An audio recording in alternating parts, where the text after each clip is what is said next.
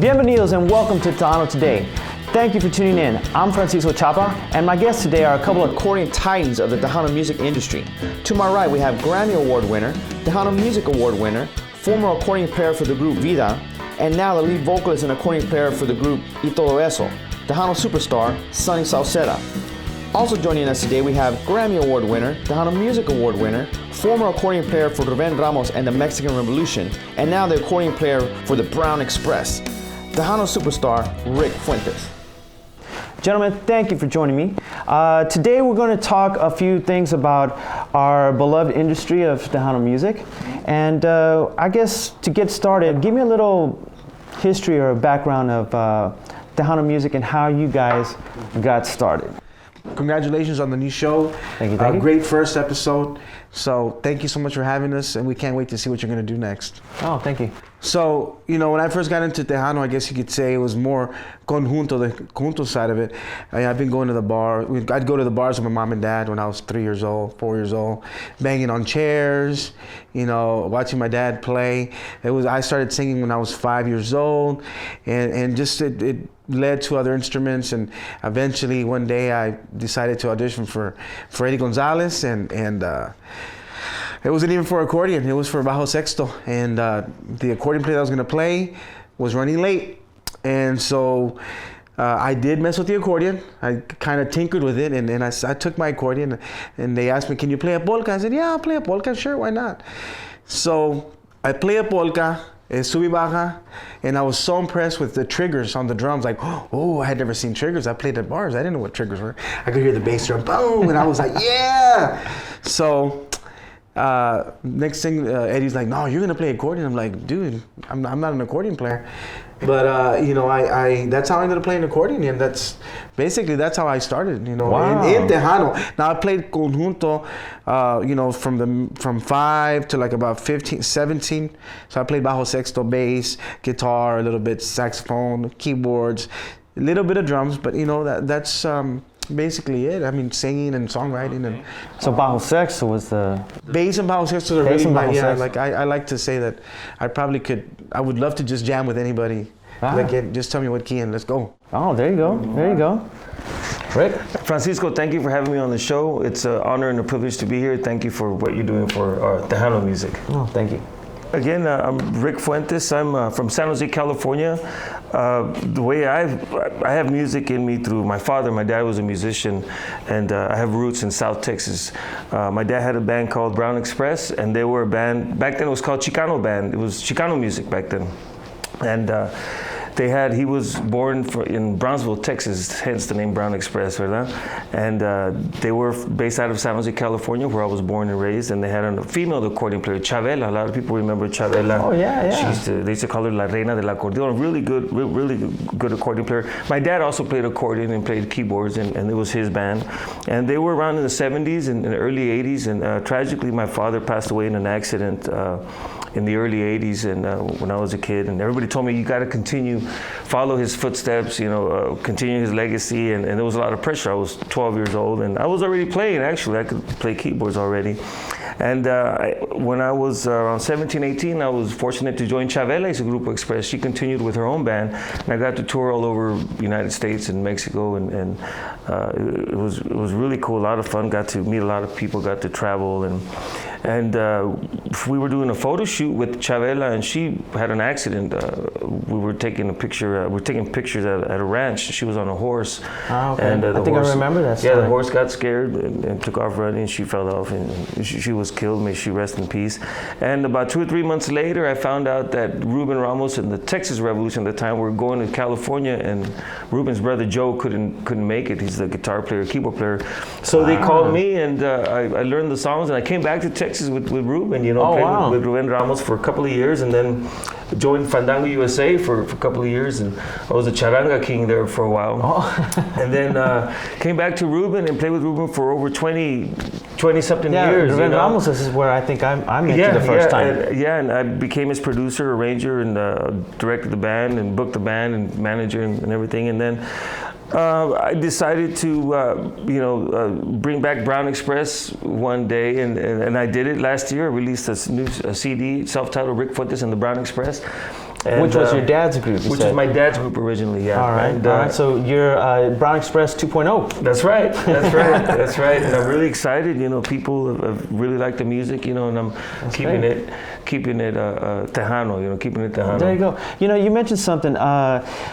This genre of music that we do, Tejano music, some of the older guys will tell some of us younger fellas that it's Chicano music. It's not Tejano music. Somewhere along the line, I guess when it went from orchestra to using more keyboards and that kind of stuff, someone coined the phrase Tejano music.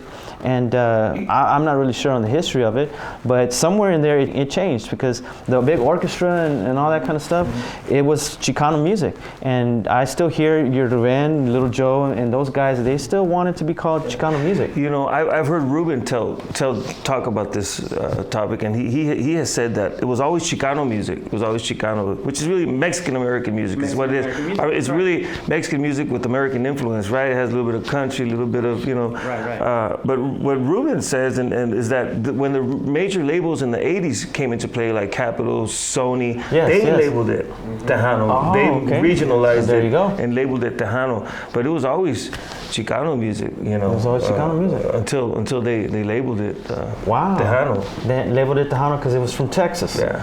Wow, that is just cool marketing. stuff. Yeah, I don't care what it's called, what it's named. To us, the music, it's our heritage. This is our culture. Right. Call it Mexican American culture. And it's fusing with all kinds of stuff. Your younger guys are now bringing in your pop kind of music, country music. We'll hit on that in just a little bit. Sure. We're going to take a few quick messages, and we'll be right back with Tejano Today. Tejano Today is brought to you by Concierto Central, lo mejor conciertos, noticias y más. Que te vaya bien, y por lo menos yo te deseo lo mejor. Todo tu cariño, yo quiero todo tu cariño. Familia y música.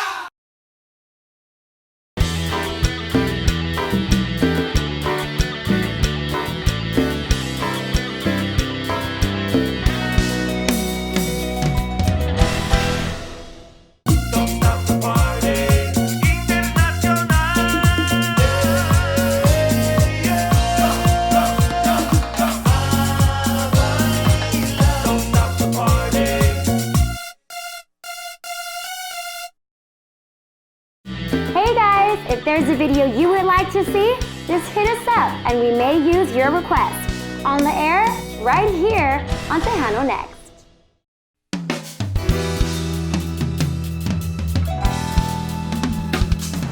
And we're back. I'm here with Sonny Sauceda and Rick Fuentes, and let me see, guys. Let's talk a little bit about record labels. Back in the day, they used to have Sony. Capitol was all over our business here in Tejano Music. Like we spoke earlier, they're probably the ones who kind of coined the phrase Tejano Music. What are we doing about record labels today? Well, a lot of, like myself, we have our own record label. I have my own label, and it's Revolution Records, which is a partner with Ruben Ramos, El Gato Negro Ruben's label. We went off on our own in 2000, 18 years ago. And it's great to have your own label because you have liberty of doing whatever you want to do with your music. Promote, you don't have to rely on somebody else. A lot of these labels, right, you join this label and they never take care of you like they're supposed to, right? Like they promised. Like they promised, They promise you the world. Yeah, you got your own label. You can do whatever you want. You can give away your CDs. So, you have to, Sonny knows, we have to give away a lot of CDs at radio stations and stuff like that. Right. And a lot of labels don't give you those freebies. A lot of labels charge you for your own CDs. Yes, they do. Oh, man. And so having your own label, you go, you buy your own CDs, you manufacture them, you're in charge of the graphics, you're in charge of the production, the whole works. And it's great to have that freedom, especially nowadays that the genre isn't what it used to be anymore. We have to use other avenues. You have iTunes and of course online sales. Yeah, we've hit on that on other shows about streaming. Yeah. The whole CD thing is kind of coming to an end. Yeah. And everybody's Sure is. streaming. Everybody is streaming. So You know, I agree. I agree with Rick. It's I think it's a little bit of both. I mean, it's good and bad. Okay, so now your uncle that had all this money to pay for your record is no longer there. Now you're paying for your record, right? Yeah. So now you're paying for there's no longer a Carmelita of Sony, pushing your singles. Now you got to do that. There's no longer which causes now these new groups to start cutting corners. Yes. Because there's no budget. No, there's not a rich uncle that's paying, this and that. And that's how and so there's no guy, there's nobody. You don't have a publicist. Now you have to hire a publicist. And then a lot of new artists will ask me, well, what's a publicist? And I'm, so I'm like, okay, this guy. So this guy. So and then it's hard to find people that you can trust to do that work for you too. That's the other thing. There's people go around saying they're publicists and they're this and that. I need $500 a week to promote you and whatever, and then they find out that you're not getting anything. So there's that. There's so there's the radio, there's the studio, there's the now you're hiring your photographers now. So you do have the creative freedom. Yes, you do. You have the creative freedom, but you're also unless you didn't save your money, now you're gonna have your budget's gonna be a little constricted. So now you're not gonna be giving CDs out away. Oh yeah, here. But now, honestly, I think it was Tommy Kwan. That used to manage Manalize, he used to get the CD and he's sit on the table and said, "That's your booking tool," and basically that's what it was. Yes, and it still is till this day. Still is. That's what it is. And now they're with streaming. Apple Music, Apple iTunes is shutting down. I think next year it's gonna go to all streaming. Is what the word is on the street. Right? So it's a very interesting time. I've been trying to tell a lot of young artists that come through here, you're not going to make any money selling music. Right. Where you're going to make your money is at the gigs, selling merchandise. Now, 20 years ago, in the 90s, with Tejano was really popular. Grupo Vida, these guys, they sold 50,000 units. Oh, yeah, 30, 40, 50,000 units. We're almost 50,000 units. Nowadays, we're lucky to sell 5,000 units. I mean, I'm speaking for myself, but it's true. But so that's why the big record labels aren't there anymore. Also, because it's not worth it to them anymore. And it's unfortunate, but. In my case, I produce my own records. I have my own recording studio, so it doesn't cost me out of pocket. I don't have to pay musicians because I record all the instruments. I sequence the drums. I know you're a drummer. I don't need you. Breaking my heart. I sequence drums. I do all the parts. And I produce for other bands. And a lot of times I record all the parts. Depending on the artist. But for the most part, they're live instruments. Yeah, right. Okay. Yeah, they're live instruments. Not one of these other characters out here that try to play everything on a keyboard. No, yeah. Well, that's not the same feel, though, man. No, it's not. It's different feel when you do that. You got to play the real guitar, real accordion, real bass. Yes, sir. And but yeah, in my case, I don't have to spend money on a producer or Sonny, you're part of the Grammy Recording Academy, correct? Yes, sir. I've been a member for 20 years or more now. All right. Sir. Can you tell us a little bit Sure. behind the scenes of why there's no Tejano category anymore? Oh, apathy. We used to have record labels. Here you go again with record labels. Record labels used to hold our hand and hey, it's time to record. Hey, here, your new single. Hey, here, let's submit your album. So nobody's submitting their album. Nobody's recording enough albums either. Mm-hmm. A lot of artists are not recording often enough, and they'll miss the deadlines, or they forgot, or something. We're approaching the Tejano Music Awards deadline, right? For this year's awards, and I don't know if anybody knew about it. So that's apathy. They don't let anybody know. Yeah. So understandably so. Yes, I agree with you, but. You also have to be informed. You also have to find out. You can't expect for everybody. You have to, just like the gig, you want a gig, you got to go get the gig. You got to go get the gig. Yes. Yeah. So it applies to everything, and so I never wait for anybody to tell me. I'm like, hey, what's going on? What's happening? What's new? What's next? And that's the kind of attitude you have to have, not only in the music business, in business in general, in life. That's why you're successful, Sonny, because you keep going and you promote yourself. You're constantly promoting yourself. You travel. go, you do radio shows. There's a lot of artists, like these old school artists, I won't mention any names, but you have these artists that have this attitude that, you know, I already paid my dues, I don't need to go promote myself, you know. And these are big artists, you know, that still draw people, and they don't want to go do the legwork, you know. And that's you know, that's one of the reasons why Tejano music is kind of not where it used to be, you know, because they don't care anymore. You're hitting on something else right there. This whole thing of Tejano's dying and it's not dead yet. We need to change what do you mean that. Yet? There's no yet. It's not gonna die. It's not gonna die. You know, how y'all feel about that verbiage, those choice of words? I don't like those words, number one. And I told you before, I won't even say them, because now you're implying, and so I just like I've said, David Chavez or Ricardo Hernandez said it best. It's not that it's no longer here. It's that it's just lost the visibility that it once had. But you know, I don't care for it. I'm not gonna lie to you. I don't even like the shirts that say that. You know, so I'm. You know, we play music. That's because I'm a musician, so you can call it whatever you want. But I feel, and especially with all these school districts having all these, you know, accordion work classes, you know, in UT elementary, they have college courses for conjunto, for Tejano, and it's just, so that to me says that, man, it's. What do you mean? Yeah. It's not dying. It's still there. I mean, you got the Tejano Awards. You have the Tejano Convention in Vegas coming up. That draws thousands of people. I just booked my band, Brown Express. We're going to be at the Oregon State Fair next month, and they're going to have Tejano music. There's Tejano music's everywhere. You know, I don't see it dying. I mean, it's more than just Texas. Yeah. You know, definitely. This is why we're doing this show. Yes, and the other shows that we're producing, because this whole thing of Tejano dying and that kind of stuff, no, man.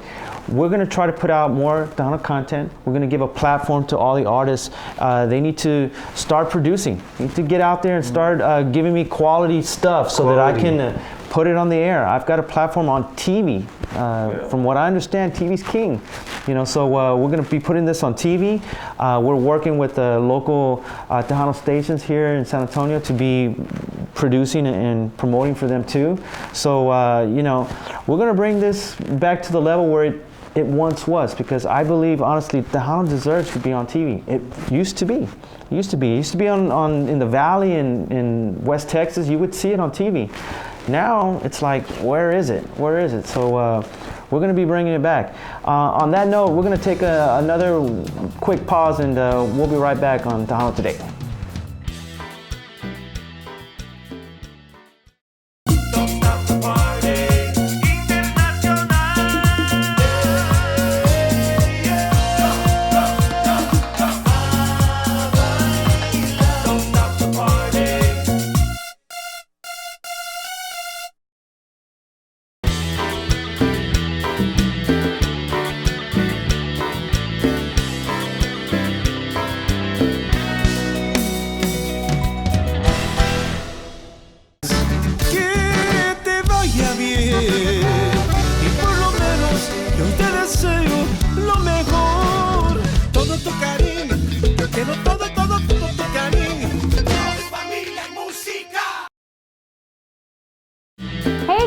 If there's a video you would like to see, just hit us up and we may use your request.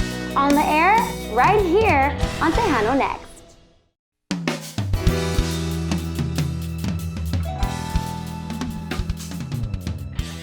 Welcome back. I'm here with Sonny Sauceda and Rick Fuentes, and we're talking Tejano music.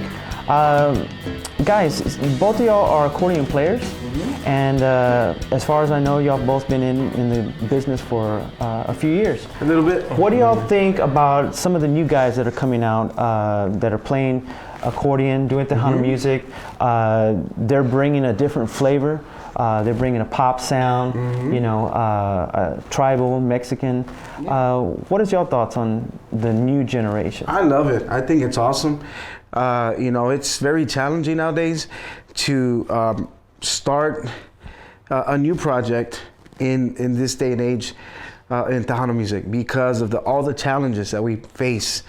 Now with social media, we're competing not only against, everybody else, and not competing against each other. We're fighting for the attention, right? We're fighting for the attention. Right. It's hard, so like, for example, AJ Castillo, him and his dad have done an awesome job marketing. Great job. His shows, awesome lights, awesome screens. He's bringing the show back, like that. the production, because everybody does their show on stage, Yes. but he's actually bringing back back in the 90s, the La Mafia production. Yes. He's got a light show. He's doing all kinds of TVs and screens and that kind of stuff. Man, he's putting in a lot of hard work. As far as I know, I worked with him for a couple of years back when he was kind of getting started, and he went to school. He's got a business degree. He does, yes. And he was born and raised in the church, so he's a good kid, man. Yeah, I love that's that awesome. dude. And he's doing it right, man. He's going out there and he's hustling. He is doing the big show, and man, I'm really proud of that guy. Yeah. And he's one of our future superstars in Tejano music. I think it's super important. I've always been somebody who believes in, you got to be a trailblazer. You got to do some things that are different, so that's me. There's Tejano purists that are totally against it, I mean, you're looking at the guy that used to wear contacts, and I used to have fringe on my pants and my butt hanging out of the pants, so I know what that's about, you know what I mean? I know what AJ's going through, like the Devin Bandas, all these young kids, the Lucky Joes, even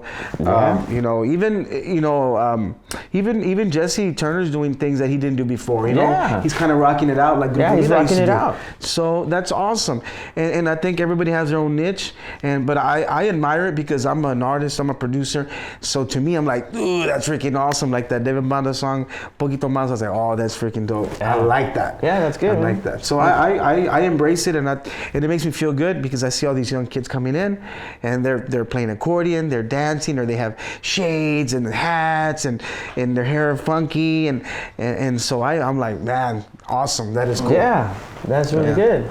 Yeah, I'm really proud of these young guys. AJ, I remember AJ when he used to get up and sit in with us. J.R. Gomez, when he was a little kid, these guys were little kids. Yeah. They would get up and play with us with Ruben. We'd like, yeah, come on and play a song, and they would get down. One time we were the little kids getting up there and trying to play with. And they're doing great, And what I like about AJ and these guys, they're playing something new, but that feeling, that feel is still there. The feel is there. There you go. That drive. Yeah, because he's done a couple duets with David Farias and Ramirera, I think. As long as the new guys, as long as they keep that same feeling, that Tejano feeling, that's something that's in our blood, right? You can't teach that to a musician. That's in your blood. It's in your soul.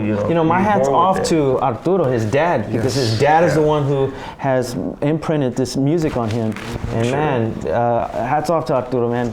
You're doing a great job with AJ and Sergio. That's great. So with that, we're going to take another quick little break, and we'll be right back with Tejano Today. Tejano Today is brought to you by Diamond Cut Studios, your one stop for music, videos, and more.